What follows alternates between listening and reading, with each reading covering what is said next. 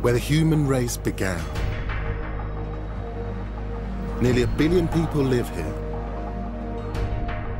And it's a continent with an incredible diversity of communities and cultures. Yet we know less of its history than almost anywhere else on Earth.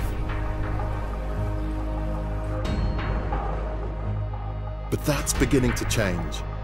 In the last few decades, researchers and archaeologists have begun to uncover a range of histories as impressive and extraordinary as anywhere else on Earth. It's a history which has been neglected for years, and it's largely without written records. But it is preserved for us in the gold and statues, in the culture, art, and legends of the people.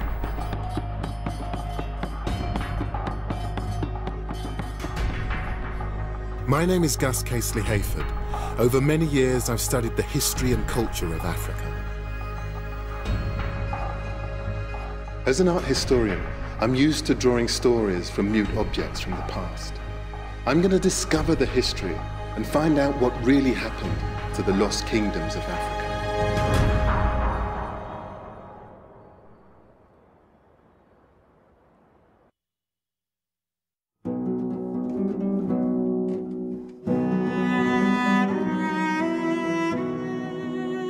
Many of the stories of Africa are told here, the British Museum in London. This is where thousands of artifacts, collected, bought, and taken from the continent, ended up. When they were first discovered, objects from the ancient kingdoms of West Africa stunned the world. None more so than these extraordinary plaques. They came from what was once the Kingdom of Benin, and are around 500 years old. When the British came upon these objects in 1897, they thought there's no way they could have been created by Africans. They were amazed at the detail and the intricacy. They were seen as being something completely revolutionary to the British, and you can understand why. These aren't carvings. They're 16th century casts in copper-rich alloys of brass and bronze. Over 900 plaques are thought to have been made. To produce each one, the artist would need to know how to make and fire a clay mold, and how to melt the metals to pour into it. It's an incredibly difficult skill to master. The combination of relatively sophisticated science and artistic accomplishment baffled most European 19th century observers. They couldn't believe that so-called primitives had been capable of producing work of the same standard as their European contemporaries. These amazing objects just didn't match the Europeans' view of West Africans. The questions were, where did they get the technology to develop this amazing bronze work, and where did they find the materials? But the clues to how such artifacts were manufactured are there for the finding. And I think they will reveal much about the West African kingdoms that created them. I want to know why they were made, what they mean, and what that tells us about the time and place they were produced. And there are some symbols that seem to reoccur. The leopard, the snake, the crocodile, so obviously they were very important. I want to find out what they mean and why they were so important to these people. These recurring images remind me of the symbolic motifs in Renaissance art. I think they carry hidden layers of meaning beyond the understanding of the imperialistic Brits. So what do the bronzes tell us about the Kingdom of Benin and its power and its culture? And what does the technology required to make them tell us about pre-colonial West Africa?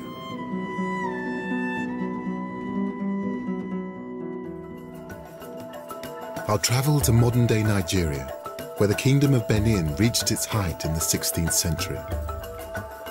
And I'll reach even further back in time and explore a panoply of ancient cities and kingdoms in West Africa, founded many centuries before Benin.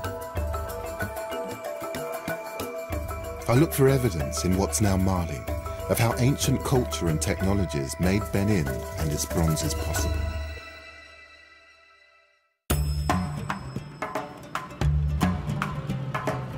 The center of power of the Kingdom of Benin was Benin City. Today it's one of Nigeria's thriving cities, home to over 1 million Africans. The main circle in the center is dotted with statues, public art depicting Benin's history.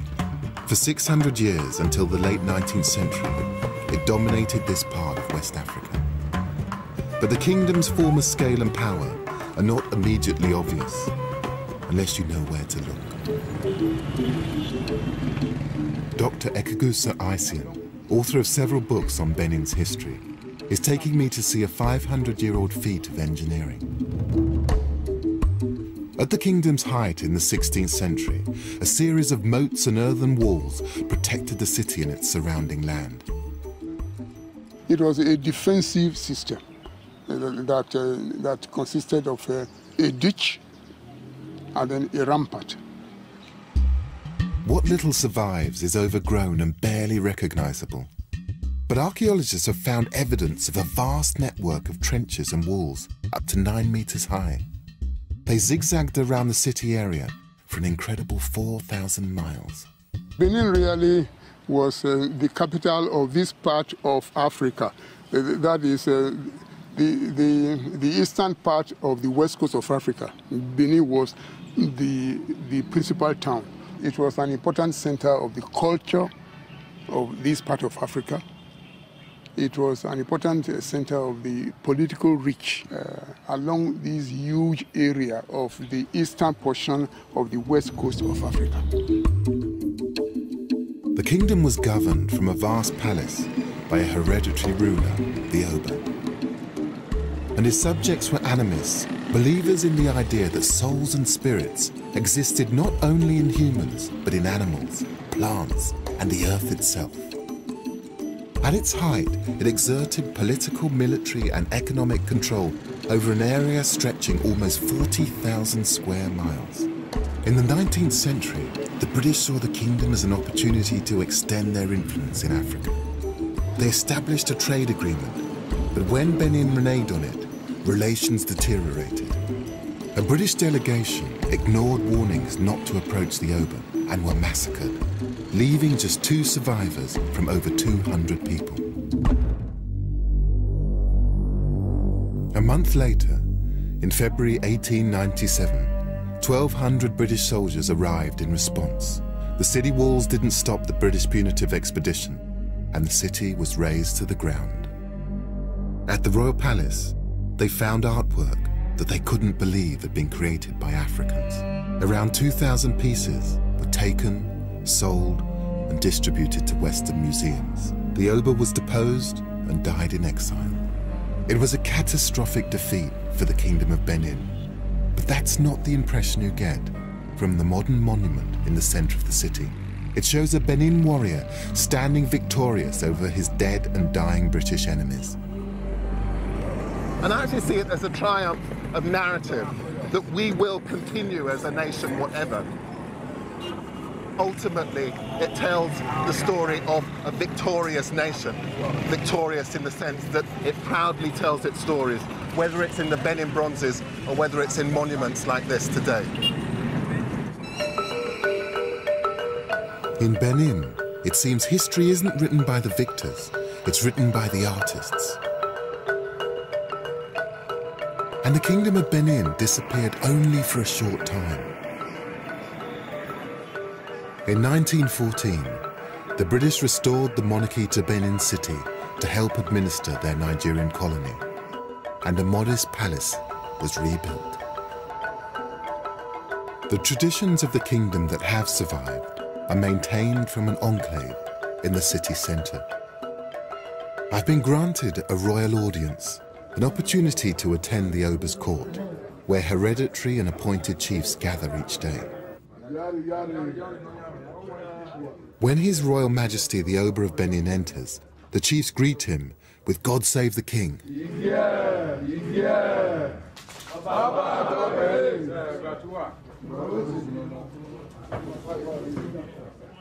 This is more than a symbolic institution.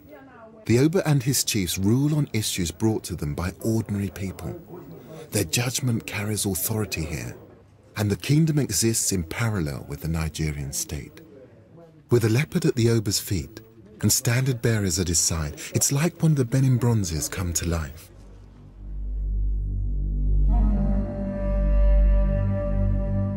This is the kind of occasion he believes the plaques were designed to mark.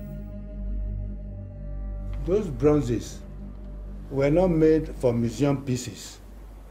Initially, in the absence of photography and writing, they were made to depict, illustrate events in the palace or in the community or some festivals. That's why you see them. They were made as in the absence of photography. That's what they were meant for initially. Yes. And how important are the bronze casters, the smiths, the people who actually make these objects? They are a guild of a royal guild, specifically to be doing this thing in the olden days. The Bronze Casters Guild exists today. Their main business is tourist souvenirs, but the makers are still an exclusive group of craftsmen with high social status. Membership of the Royal Guild is hereditary. Ikpongwusa Ine's family have been bronze casters for as long as anyone can remember.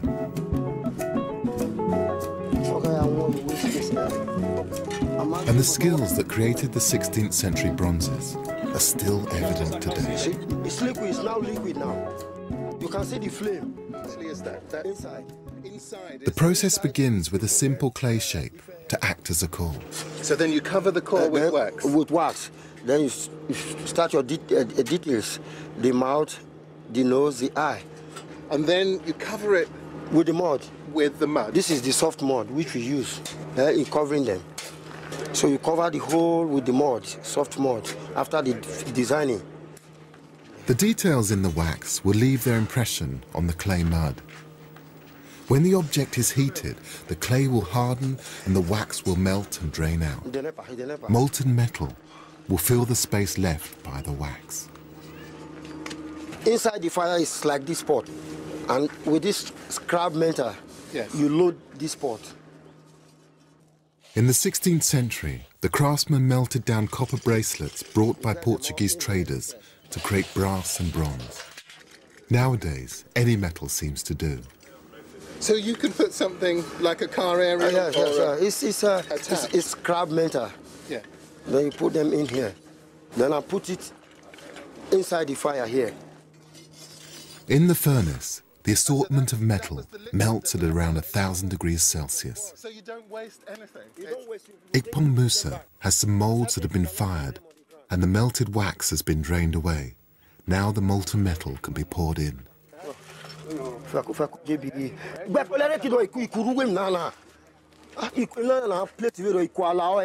It's just amazing to think that these processes haven't changed for hundreds of years. No, it doesn't change. But the thing is, it still feels still the same. Totally relevant as well. Very.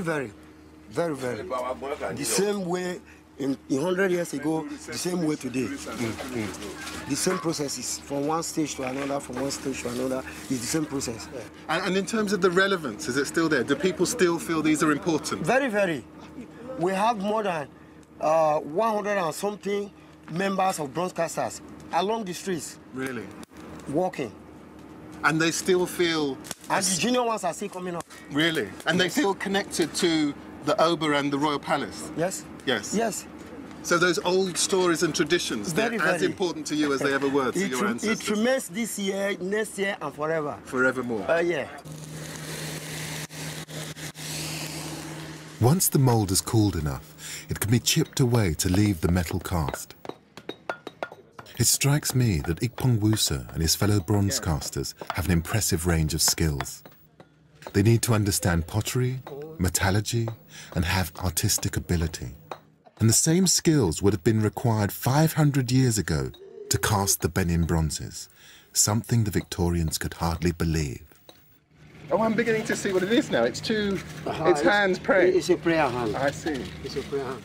A Christian ornament which has been created using a centuries-old technique.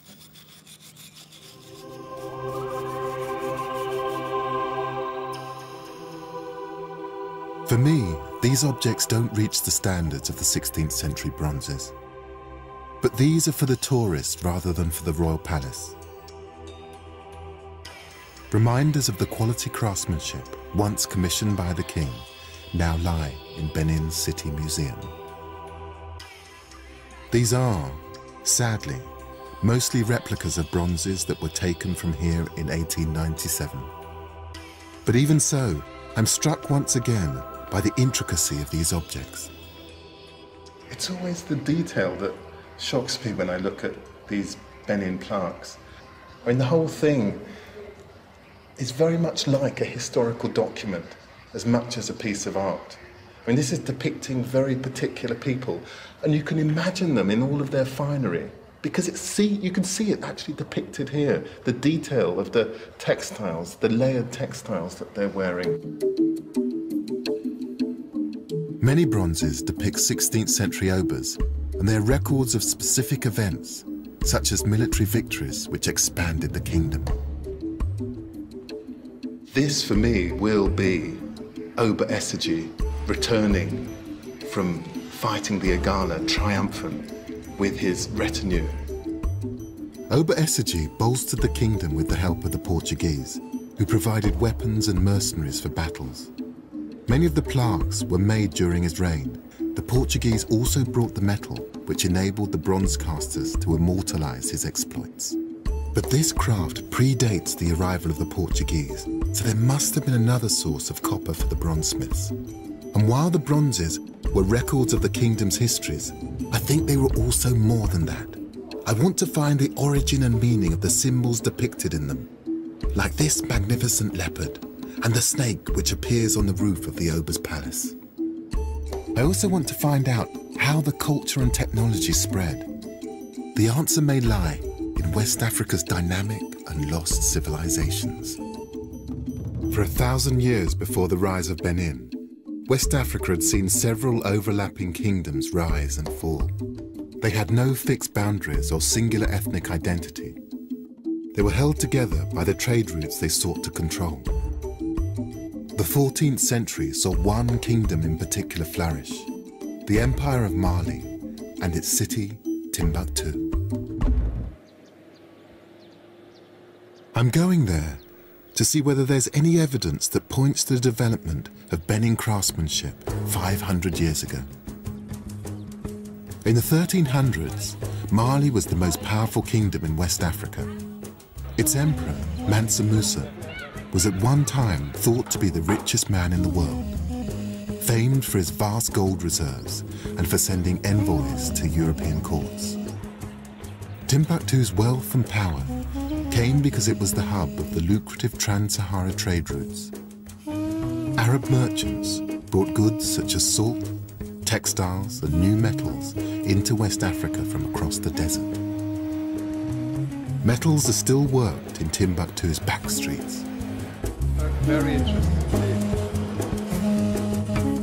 I'm told that in the 14th century the camel trains brought refined copper from North Africa, which made its way south towards Benin.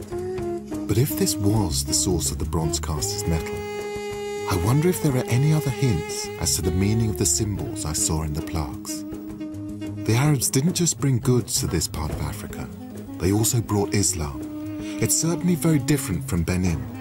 I brought a local historian some images of the bronzes. I have here some images of Benin plaques which are actually in the British Museum. And I'm just wondering if, looking at these images, if they played any part in the history or the mythologies of Timbuktu. Vers le nord, c'est très difficile de trouver les bronzes et autres. Parce que l'islam interdit de faire les objets à visage humain. De telle sorte que chez nous, c'est le dessin géométrique, c'est la calligraphie, c'est les poteries. Vous savez que en ce temps en Afrique, c'est l'islam qui a introduit l'écriture. Et quel que soit, on ne peut pas échanger avec les images, avec les sculptures.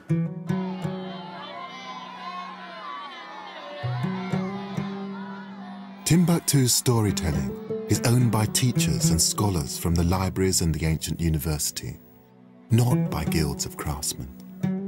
Timbuktu may have been the source of copper for the bronze work further south, but not the imagery, the techniques, or symbolism I've seen. But further south is another important ancient city of West Africa. 220 miles from Timbuktu is the city of Djenné. Perhaps I can find clues there as to how the culture and craftsmanship of Benin may have developed. It lies on a natural thoroughfare, the inland delta of the River Niger. Djenné was established here around 800 AD, 3 centuries before Timbuktu, and 800 years before the Benin bronzes were cast. This is Djenné. It's one of the great markets of West Africa. And when the market's on, the town here swells to more than 3 times its usual size. This is one of the great spectacles of West Africa. I've arranged to meet a local historian and guide, Amadou Cissé. Hello, good to meet you. Nice to meet you. Thank Welcome to Djenné. Djenné was flourishing by the 13th century, and there's been a thriving market here ever since, overlooked by the great mosque that dominates the city. But it isn't just a local market. Djenné has long been connected with far-flung destinations, and the proof is on the market stalls themselves. These are beautiful beads. Yeah, those are the old beads. These are old. Because I know that there are beads that have been found here that Yes. are more than 2,000 years old. Of course. That may have come from India or China. Of course. So they collect, they found one bead, one, another, and they put it together and make them necklace. At its peak, it was without doubt one of the great markets of West Africa. I mean, the trade from here supported the development not just of the mosque, but of a huge infrastructure across the area. And it drew people from miles around. Its strategic position as a trading crossroads meant Djenné was contested and conquered by several kingdoms throughout its long history. Yet Djenné has managed to hold on to particularly local traditions. These mud buildings are unlike anything else in West Africa. I mean, this is a beautiful house. The architecture of Djenné is unique in the world. It's like Amadou says that each architectural feature has meaning. The vertical columns indicate that the owner had 2 wives. There's one pillar at the top for each of his 5 children. This symbolism has more in common with the craftsmanship of Benin, nearly 900 miles away, than to the writing traditions of Timbuktu to the north. So that was in between the 12th to the 13th century. People are doing a building house on that type of architecture. Yeah. Islam forbids representative images, but could this architecture be an outlet for artists here? Every house tells a visual story. It's a mud building. We have to rebuild our house every year. When there is, for example, because it's a mud building, in the rain season we lose a part of the wall. When there is some a new birth in our family or somebody died, we change the whole architecture every year. And so that must mean that there is a whole tradition of masons and of people who preserve and conserve these buildings. Yes, yes. Djenné's masons are all from a hereditary guild, just like the bronze casters of Benin. And with their special skills, the masons maintain their old traditions, as well as the ancient beliefs and symbolic codes. Amadou's mason friend, Tamusa, makes special bricks, mixing mud with rice, charcoal, and other material.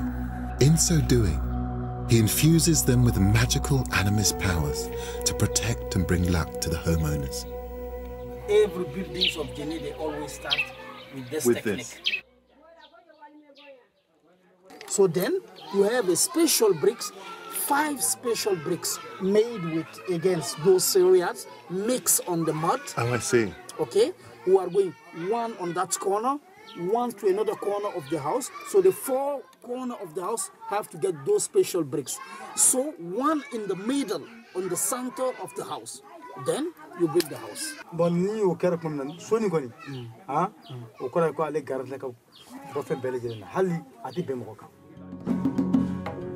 This is the animist belief that spirits can be found in earthly materials and in animals. Could this be part of the same traditions illustrated in the snake and leopard symbols of the Benin bronzes? Djenné was not the first city to be established on the inland delta. Less than 2 miles away lie the remains of the oldest known city in sub-Saharan Africa, Djenné. There, archaeologists have found evidence that animist beliefs go back even further in time. Amadou and I are going to explore it with the help of a government archaeologist who helps preserve the World Heritage Site. But I would like to introduce him. Yes. He's Mr. Samake. Mr. Samake. Samake. Yeah. Nice to meet you. So he's going to tell us about Djenné. Yes, of course. He's an expert. Really? Yes. Wonderful. For centuries, Djenné lay ignored, its history and significance completely unknown. But just 33 years ago, a team of archaeologists realized that this unassuming mound was in fact made up of debris 5 meters deep. It revealed evidence of an ancient city 1,000 years older than Benin. Djenné was first settled around 200 BC and was inhabited until the 14th century. It's thought that the arrival of Islam may have contributed to the demise of the animist settlement. Here, as an animist place, there was no room for the people to pray, because the Islam recommend to pray by group. So there wasn't a room for all the religious to pray. So then the king decided to build in the 12th century the first mosque. He made his biggest. People are curious to see that's big building, that's big mosque. And so then since this guy decided to build this mosque, so then start the decline of Djenné. But the fact that animist beliefs were practiced in such an ancient city is important. It means that spirits like those in the mason's bricks have been a profound part of West Africans' lives for many centuries. But Djenné's significance is not just metaphysical. Artifacts found here have convinced archaeologists that Djenné was the region's first major trading crossroads, possibly from the time of its settlement around 200 BC. Evidence of craftsmanship is scattered everywhere, and it's a technology with a distant link to the manufacture of the Benin bronzes, pottery. Can you tell me, from these shards of pot, what periods are represented here? I mean, if you pick up, there seems to be pottery of so many different types, so many different kinds of decoration. 850 until the 11th century. From the 850 until the 11th century, people had used this technique. À partir de 1100, on est jusqu'à l'abandon de Djenné au 14e siècle. Voilà, jusqu'au 14e. So when this city was being abandoned, these were the kinds of pots that they were making? Yes, in the 14th century, it was completely abandoned. So this is Djenné at its height, when people are demanding, I imagine, sophisticated pottery. Exactly. They're probably trading with people from right across the region. And obviously then the pottery reflects all of that economic might. Djenné wasn't just making pottery required for the casting technology of Benin. Oh, this is metal. Piece of metal, yeah. So that is from the 800 after Jesus Christ. That's iron. Iron, yeah. Smelted iron. The excavations have revealed evidence of blacksmithing here. The iron industry of Djenné is one of the earliest known in sub-Saharan Africa. And the continuity of remains makes archaeologists believe that there was a guild system here, just like the masons of Djenné and the bronze casters of Benin. This early evidence of metalworking and a guild system means that the craftsmanship seen in the Benin bronzes developed in West Africa over many centuries. But there are no iron ore mines near Djenné, and whilst there were animist practices here, I still haven't found evidence of the symbolism seen in the Benin craftsmanship. But 70 miles away is a living example of an animist community. I'm traveling to Dogon country to see how and why their culture and traditions endure, and whether there's a link to the Benin bronzes. The Dogon live in a succession of small villages, clinging to the lower reaches of the Bandiagara escarpment. It's a spectacular 150-mile-long sandstone ridge that rises above the savannah.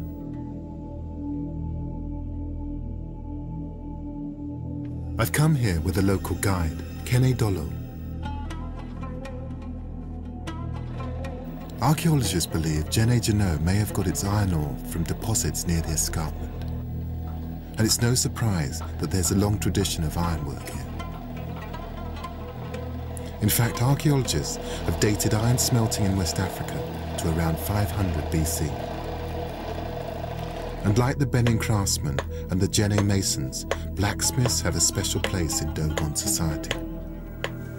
In this village, we have only one family blacksmith. One family? Only one family.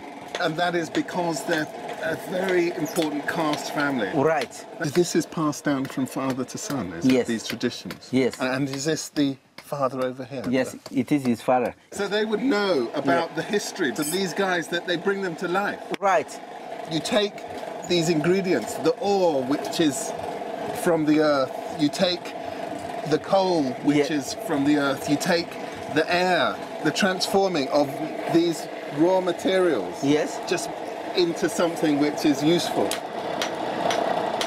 Filling them with a kind of spirit. Yes. The blacksmiths have a lot of secret in their life. You have important magic. The blacksmiths don't just magically transform iron ore into metal. They also work in wood, carving masks and figures. They've been essential in keeping Dogon traditions alive since at least the 13th century.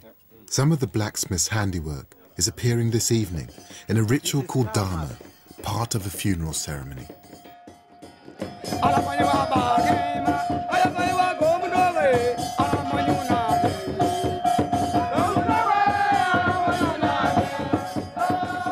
The Dogon may date back as far as 10,000 BC. No one's certain. But these are traditions that developed over many centuries at least. Could this be the system of symbols I'm looking for? The beginning of an artistic tradition that leads to the bronzes? This ceremony is to lead the soul of a recently deceased elder to his final resting place. It certainly contains echoes of the plaques.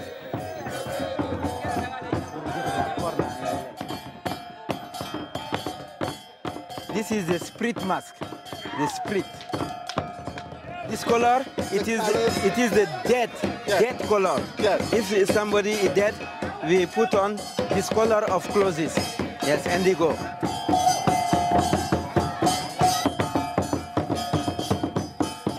He represents the heron, the four masks. The feet, he represents the heron feet. It is elegance. They are very elegant, just like herons. Yes, yes. This is a vibrant illustration of animist practices. In wearing the masks and costumes, the Dogon take on the character of the spirit they believe each animal possesses. Dogon tradition says that they migrated to the escarpment centuries ago from the Mandim Mountains, 400 miles away, because of the spread of Islam. They sought somewhere they felt secure to continue their animist traditions without the fear of being converted. These are snakes? Yes, it is snake, the two masks. Yes.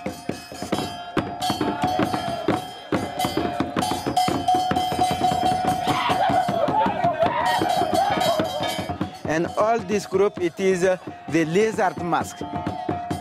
What's happening here? He's dancing to goodbye the bad spirit to go away from the village.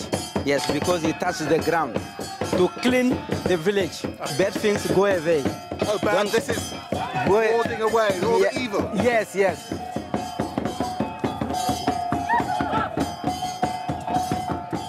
For centuries, Dogon culture has withstood pressures from conquerors, empire builders and missionaries. This breathtaking performance is art, spirituality and symbolism all rolled into one.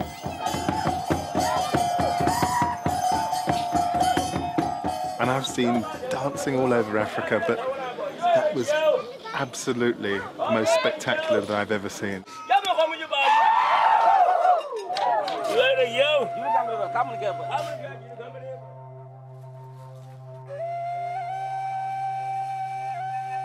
In the morning, Kenny takes me to see another way Dogon culture is represented. As part of the design of a granary belonging to the chief and spiritual leader, the Hogon.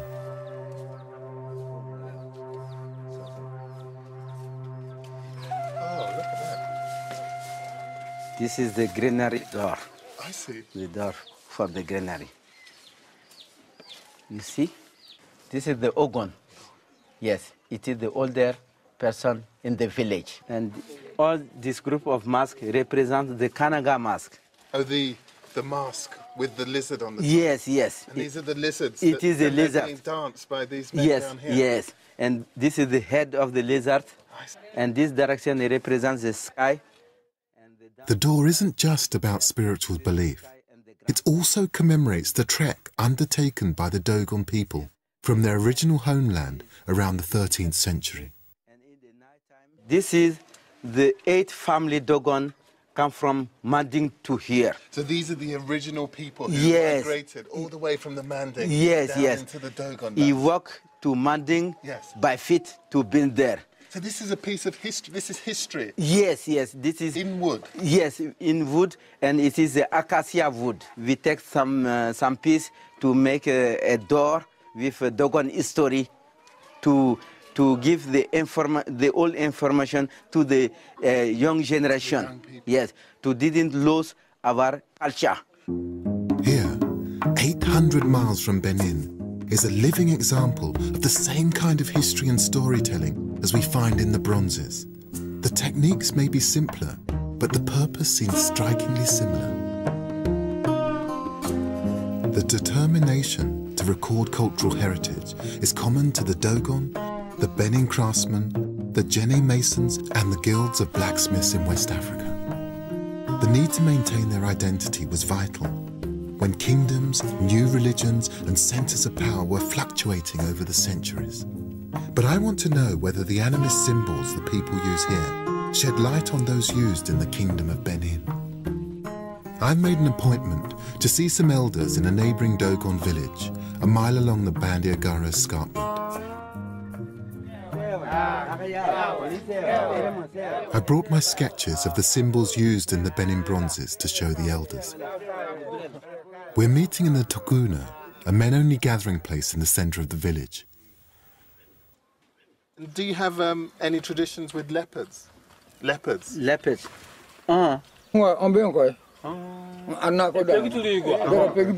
Which man? Yes, this man. Really? Yes. You're from the leopard clan? Inafu babin bimayola. So this one is you? Voilà.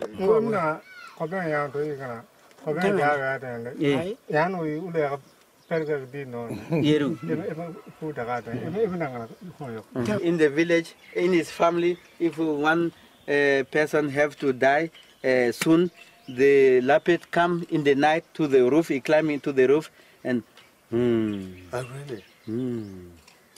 And you know, bad news is coming in the family. Something bad's going to happen. Someone's going to die. To the Dogon, the figure of the leopard certainly has meaning and symbolism beyond the physical.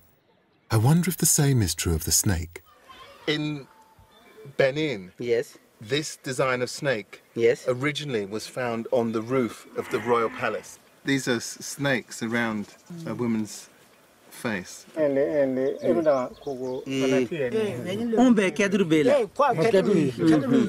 This is bronze. Ah, metal. bronze. Ah.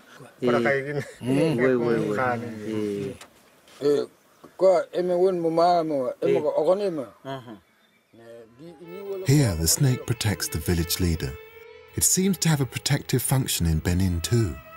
500 years and 800 miles away from the Benin bronzes, the Dogon people attach meaning to the snake and the leopard that chime with those on the plaques.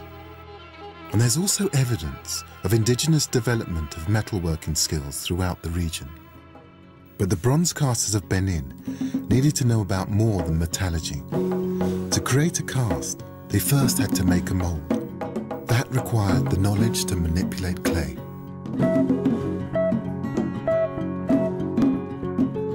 And high above the Dogon villages is evidence of how it was used 2,000 years ago. Kene has taken me to the plateau of the escarpment. 2,000 years ago, all this place, it was a forest. Really? In this time, we have more rain than now. Really? More rain than now. All is green. The people, if you go to hunting, you get many animals. Elephant, pork epic, you have monkey. The people who lived on the Bandigara escarpment 2,000 years ago were the Telem. They're believed to have been red-skinned pygmies, and they built dwellings into the rock face itself.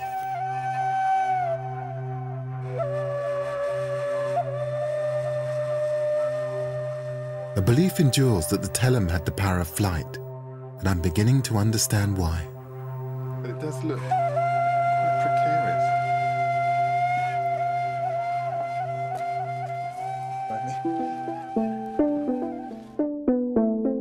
Nestled under the cliffs are one of the wonders of West Africa.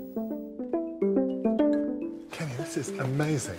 What are these buildings? This is the Telem building. Yes. The Telem live here 2,000 years ago.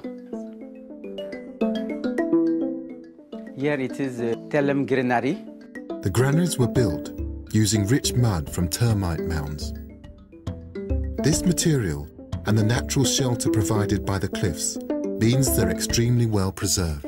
In some of building, you put the fruit from the tree.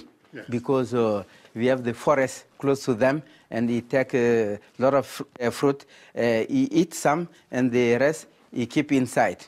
So this would be a way of storing food, grain, so that in a difficult year, right, you would be okay. Yes. It's not just about kind of survival. Yes. This is about flourishing. Yes. These structures are not just beautifully built, they've been decorated too. And the outer surface of these granary stores are just covered in these finger marks. It's just wonderful to be able to actually place your fingers in the marks made by someone possibly 2,000 years ago. It suggests that the people who lived here could think about more than simple, basic needs. This is a kind of renaissance, a moment when things changed. With the development of these granary stores, the Telem no longer just had to be hunters and gatherers.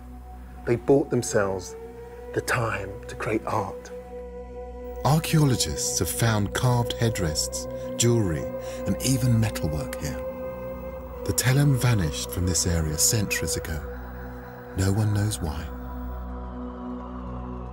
But the fact that jewellery and decoration appeared here 2,000 years ago is significant. It shows that there was indigenous development of an artistic culture in West Africa many generations before the bronze casts of Benin were made.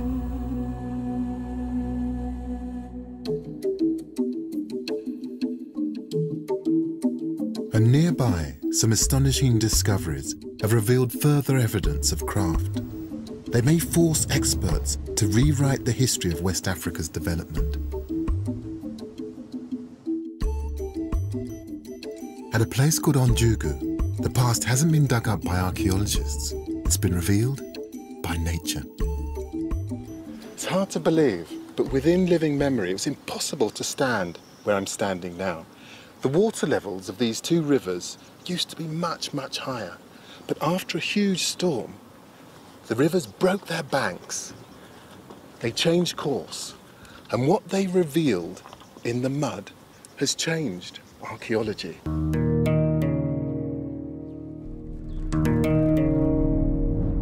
The river erosion created an archaeologist's dream, a cross-section of history in layers of sediment. In 2002, an international team began finding evidence of prehistoric human activity. Adamo Dembele is from Mali's cultural mission, which works to preserve the country's archaeological heritage. Nous sommes sur un des sites où l'équipe a eu à travailler avec une grande équipe. On a commencé de là-haut jusqu'en bas pour faire un décapage. Au cours de ça, nous avons fait la découverte et la lecture des différentes couches qui ont été déposées. Effectivement, nous avons trouvé des tessons de céramique. Et effectivement, il y a toujours une différence des périodes, des époques qui mettent la différence entre les céramiques trouvées. The archaeologists carbon dated the pottery fragments to 11,400 years ago. People were using pottery here 8,000 years before it appeared in Britain. The fragments are 2,000 years older than any other pottery found in Africa. They're the same age as the oldest known pottery in the world.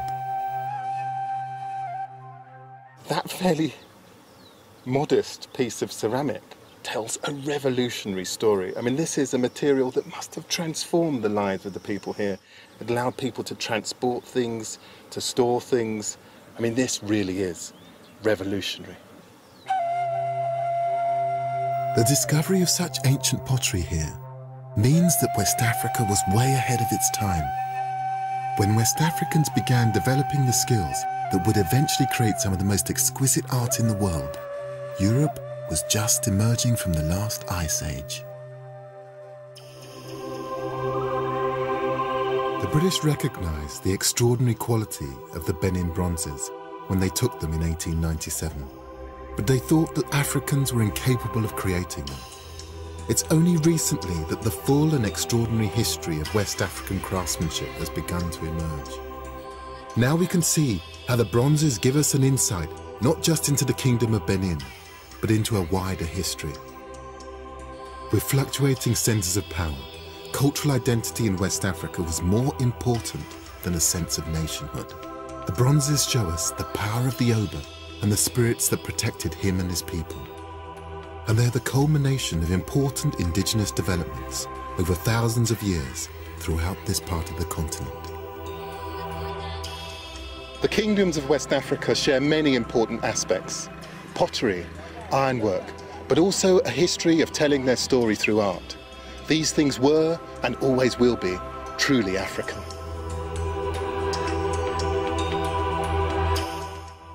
If you missed this week's brand new drama here on BBC4, there's another chance to see it later this week. Mrs. Mandela is on Thursday at 10:30.